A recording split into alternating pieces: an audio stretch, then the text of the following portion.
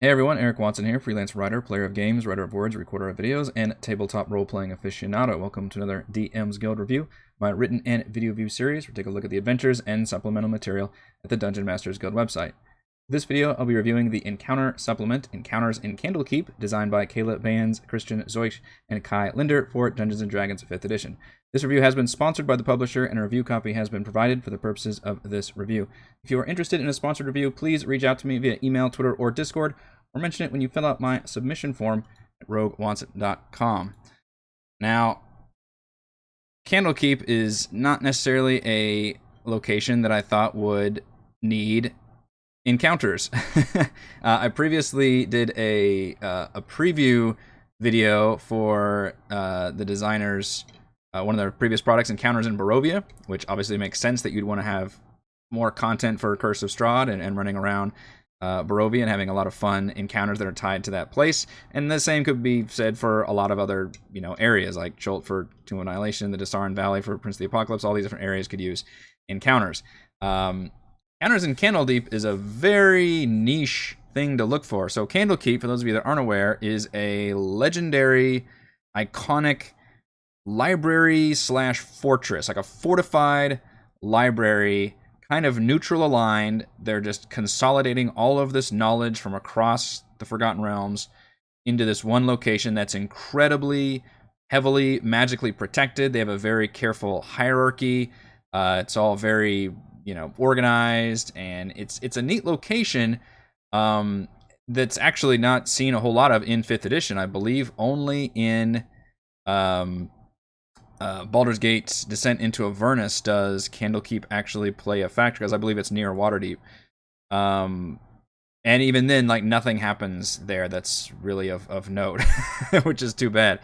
So it's a very niche thing to even look for. Why would you need encounters in this one location that's frankly very underused if you're running a Forgotten Realms campaign? That being said, I think this does a pretty good job providing some interesting encounters that you could possibly have there. There's a very much an emphasis on exploration and socializing and research projects and skill challenges versus, combat encounters with monsters, because there's just not a whole lot there.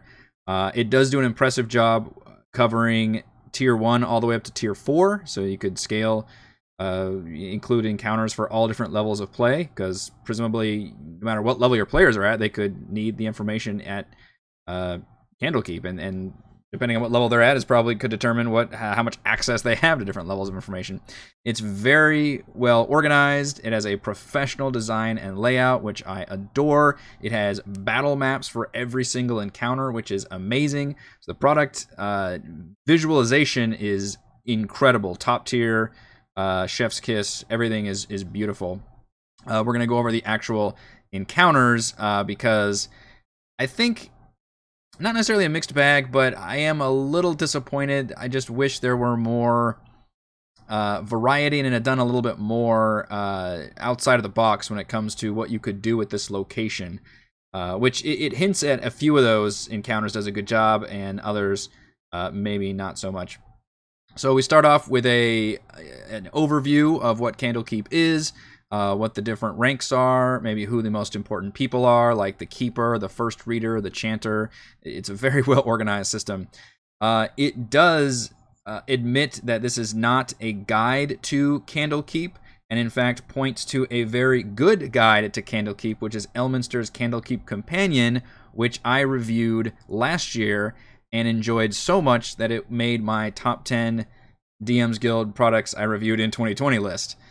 So this would pair extremely well with that one, pretty obvious, because that one does a great job of going very heavily in depth to what Candlekeep is, what the security measures are, who the people are, what the history is, all of that. The entire product is that. This one, all of that is basically condensed into maybe 2 or 3 pages, and then this is all focusing instead on different scripted encounters that you can include in Candlekeep. And encounters are not mini adventures, but they're more than the typical that you would see a paragraph of hey, you run into 2d6 wolves that are feasting on a thing or whatever. These are range from about half a page to probably 2 full pages. So, I mean, encounter is the best way to describe that, but it's somewhere in between like a brief, one-off combat event and a more full-fledged adventure that you would come across. So that obviously takes up the bulk of the product here, are the 20 encounters. I love the way they're organized by having at the very beginning, which if you've seen my Barovia video, this is also how that one was organized. They're all given the level range, either tier 1, tier 2, tier 3, or tier 4, which tier 1 is like level 1 through 4, tier 2 is 5 through 9, whatever. Encounter type, which includes if it's socialization, if it involves puzzles, if it's more skill challenge. This one actually goes a little bit further and even has escape encounters and disaster encounters, which are essentially sort of organized like combat encounters without actual combat. Like, I think you're designed to put people in initiative order and an exciting thing is happening, but it's not about them fighting something. It's about them like escaping a situation, basically, or surviving, or using skill checks to do a thing, which I think is a neat idea and helps break apart a normal combat encounter. I just wish there actually were some more normal combat encounters in here. An encounter overview, which is a really helpful, like, 1-sentence description of the entire encounter, and then the location that it takes place in within the fortress. Because this is a giant area. This is almost like a Hogwarts level, like, university. I don't think it's an actual university, but it's a huge fortress library that's got this magical shield around it and all these different provisions, and you can't even get inside unless you like bring a gift that they can then admit to the library itself. Like, it's a very it's hard to get in. The biggest problem I have is a lot of them kind of overlap with each other conceptually. So, for example, there's, in fact, 2 of them even have a similar name. One of them is Calling of the Mines, and the other one is Calling of the Prophets, which both involve just researching something. Calling of the Mines is you are researching a book that has arrived, and they just call up a bunch of scholars and people who are there to just try to analyze this book, which just comes down to a bunch of skill checks for the players, and then a kind of social encounter where you can just kind of talk and say, what do you think this book is about? That's the whole encounter. Would that kind of thing interest your players? Are they in this library to have fun and research things, or do you want to do some more excitement? Which thankfully the more exciting ones are here as well. And then the Calling of the Prophets is essentially the same thing, but it's just because apparently prophets are a thing in Candlekeep. Somebody claims that a prophecy that was previously given has been fulfilled. So they give the prophecy, they explain how it was fulfilled, and then again, it's just a bunch of skill checks to see if the players want to give their own 2 cents on it. They just don't seem very interesting. While I agree that it's fitting the theme of having encounters in Candlekeep, there's just not enough interest there. There's not enough little like twists or revelations or anything, and it's hard because you're designing these encounters without knowing what the overarching context of the DM's campaign is, so you can't use anything there. And I mean, there's a few notes where it says, hey, if you have a prophecy in your campaign, obviously use that here, but otherwise, it's kind of hard to even design an encounter like this, because it's just kind of a one-off, like, hey, what about this prophecy thing? It's almost just a really easy thing you could have like in a room that your players meet into and just kind of see this happening, rather than a fully involved, like, hey, this is going to take a good chunk of our session type of encounter. But the fact that those 2 are very similar, there's also at least 2 more that involve literally the exact same concept of a magic item that a person has that is altering or manipulating the books. And they read very, very similarly. And the only difference is one of them, the person knows that they're doing it, and the other, like, they're maliciously have this magic item that's making that happen, and the other one is that they are not aware that it's happening. They've got like this broken magic item that happens to be just fizzling and kind of warping all these words. In fact, they're back to back: Case of the Disappearing Words and Changing Words, Twisted Pages. It's basically the exact same thing, just slightly different. So that kind of thing it doesn't create enough variety for me, especially when I'm reading all of these kind of together. And those 4 that I just mentioned are like in the top, within like the first 6 or 7 that I'm reading. So I didn't have a very good feel for a variety of encounters until I obviously finished through reading them all. And There are some much better ones here, but still, the just straight combat encounters are pretty rare. A lot of these are, investigating things or doing more research, maybe hunting down a book. The few combat encounters that I could tell that are really designed to have a combat encounter were 3, I think, out of the 20 encounters. 2 of which are tier 4, which they're both pretty cool. One of them is Attack at Dawn, which involves a full-scale like pirate naval warfare, to where all these pirate ships are like bombarding the library, and it's under attack, and the shields are trying to keep up. It feels like it's a war movie all of a sudden, basically. And then while that's happening, that's actually a distraction for this force of demons, a chosen of Asmodeus and Cambions and Shadow Devils, to basically find a secret portal, teleport inside, and try to capture a book is their whole thing. So it's not that they're trying to destroy Candlekeep or anything, they're trying to get this one book. That's just a really cool idea. It's neat and exciting.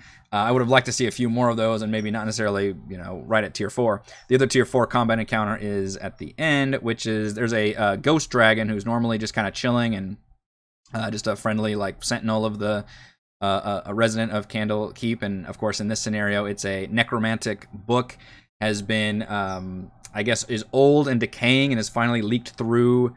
It's almost like having like an old I don't know, bomb or something that's like leaking radiation or something. It's like except it's a Necronomicon style book, and it's finally like broken through its containment and infected the nearest undead thing, which was this ghost dragon Miram, who is now just rampaging around and wrecking havoc. It's up to the players too. It's supposed to actually be a 2-part like skill challenge, and then maybe a combat encounter at the end, because it's supposed to really sneak past this powerful dragon and then destroy the actual book or cast a high-level Dispel magic spell, and then while the dragon, of course, comes in during the climax. So both of those are really cool. The one that's not is actually one of my favorite encounters, which is a very it's not that exciting on paper, but it felt like a good encounter to have, which is None Shall Pass. It's just a simple tier 1 encounter where this entitled, rude asshole prince shows up with his entourage wanting to get into the keep. He gives his gifts of the books, but the books aren't accepted,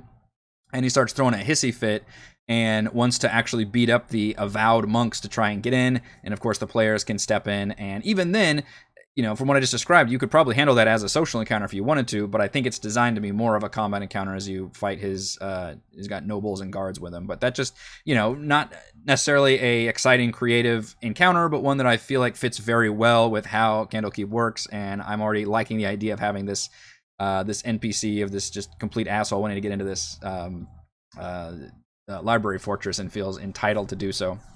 Some of the more creative, interesting ones were Passing of the Keeper right here, which is you have to investigate the sudden murder and assassination of the Keeper, which involves basically a bunch of skill checks.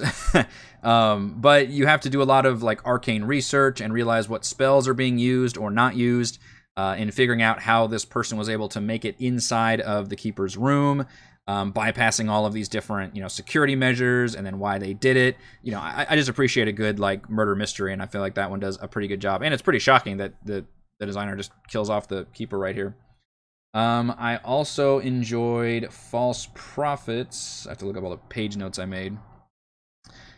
Which involves the original founder of Candlekeep, Alondo, showing up and claiming he has been reincarnated. And of course, everybody's like, what? This is crazy. Like, especially in a world where, magic is a fairly common thing, at least at this location. And they're like, what about disguise self? And they're doing all these tests and things, and he's passing them all. And the twist is that it's a changeling, which is not normally a native creature of the Forgotten Realm of Faerun. And it's up to the players to basically interrogate this person, because they want to have a third party try to figure it out. I just thought it was a neat idea, because it throws the whole place into a tizzy, and they get to do a fun little interrogation scene, and there's a nice little tables of information that the players would gain. I really like the way a lot of these tables are written. Anytime there's a table of multiple things happening.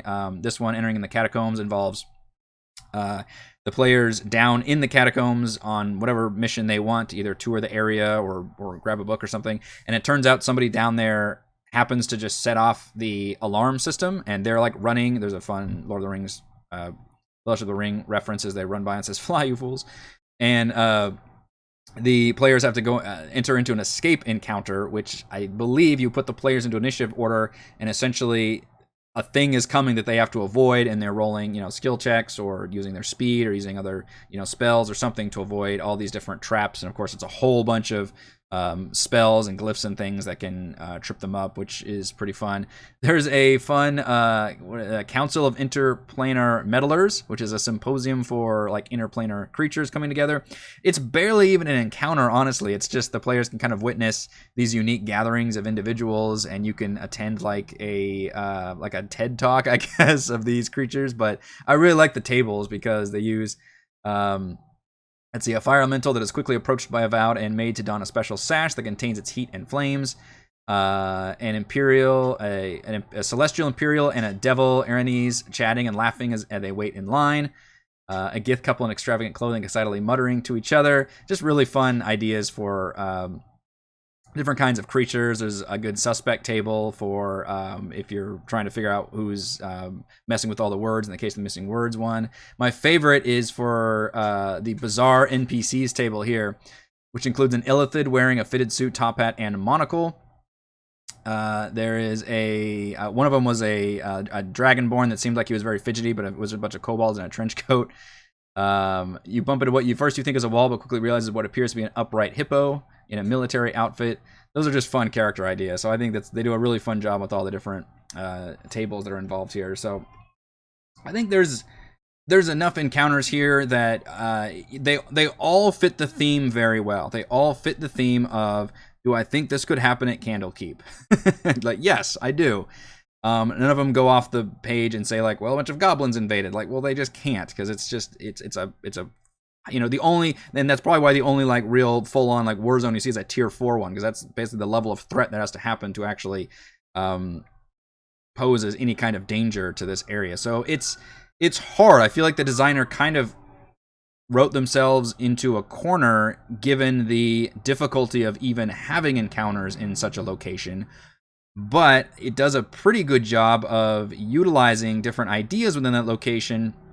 The one problem being, a lot of those ideas feel very, a lot of them are just magical items gone haywire or that kind of thing, or you're just researching different books and things. There's a little bit too many of those. I would say there's probably like 10 out of the 20 that I thought were really cool, good ideas, and the rest were kind of maybe more meh, if we're being completely honest. But they still, all of them look, the layout and things are really gorgeous. I do want to give a special shout out, however, to the appendices, because this one goes way above and beyond what I was expecting to get from, again, a supplement with just encounters. When you see, like for example, in that None Shall Pass one, where the prince, it has his entourage with him, that prince has a stat block in here. He's a unique NPC stat block who's got all the different, traits and bonds and flaws and all of that, which is incredible. Like, role-playing advice for all these characters. Anytime there was ever an NPC mentioned in any of the encounters, they are given a full-on, not only just a stat block.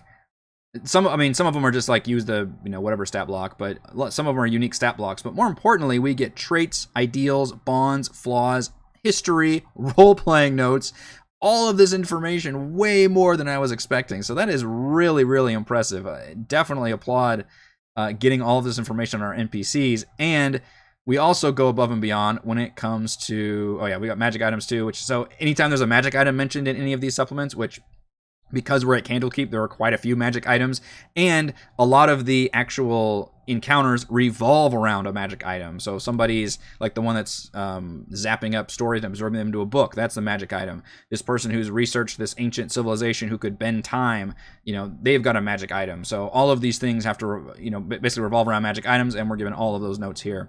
The one that I'm crazy about, though, right here, we get maps.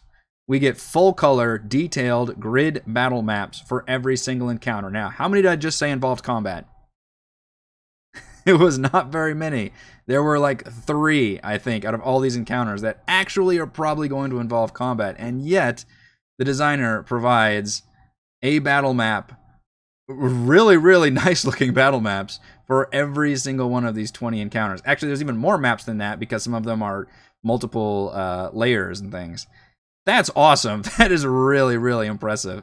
I enjoyed seeing that. It's fun. Frankly, if you plan on having any kind of stay at Candlekeep, even if you're only going to use like 1 or 2 of the encounters here, this product's probably worth it just for the maps alone. Like, honestly, like, really, really fun idea having all of these things with maps in there, because these are not usually the kind, it's not like we're taking place in a forest or swamps or something like that. This is a very unique location with very specific areas, like you were in a symposium or a lecture hall or a library, or these catacombs beneath the keep itself, like very, very specific areas, and it's really cool that we actually got maps for all these. So I'm hugely impressed with all the appendices that we got. It just makes this an absolutely gorgeous product altogether. It feels very, very complete, and I am quite positive on it. Let's go over my pros and cons for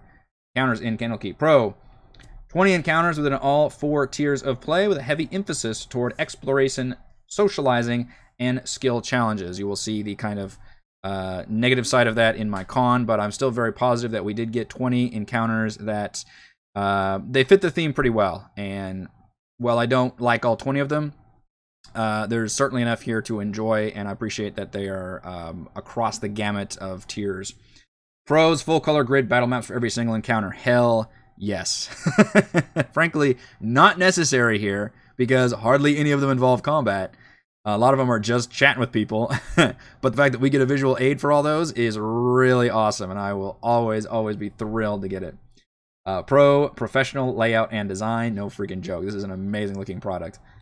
Pro: over 20 new NPC stat blocks, including traits, ideals, flaws, and role-playing notes. Probably one of the best, not dramatis personae, but like just appendix on NPCs, because they went just above and beyond when it came to giving me information. And obviously a lot of, there's no real monsters here. It's I guess not an urban environment, but it's a library full of people, like full of sentient creatures that all have their own, motivations and history and all that. So it's really cool. I didn't think that I needed all that information, but now that I'm reading it, I'm like, oh yeah, these are a bunch of characters. And if you want to get really into it, especially because there's not a lot of combat here, it's a lot of socializing and role playing and dealing with other people. So it's really helpful to get all those notes. And pro: over 15 magic items featured in all of the encounters. The appendices are just awesome. Cons: the flip side of my first pro is that there are too many skill challenges and research projects. Just not enough. I don't know what kind of combat encounters I want, but I want a little bit more of, like maybe one of the items was containing a genie that was tethered to it, and now the genie is rampaging or something. Something that was a little bit more variety, because I feel like it does lean a little too heavily on the skill challenges and just having to do library shit, which doesn't feel terribly compelling in a D&D adventure.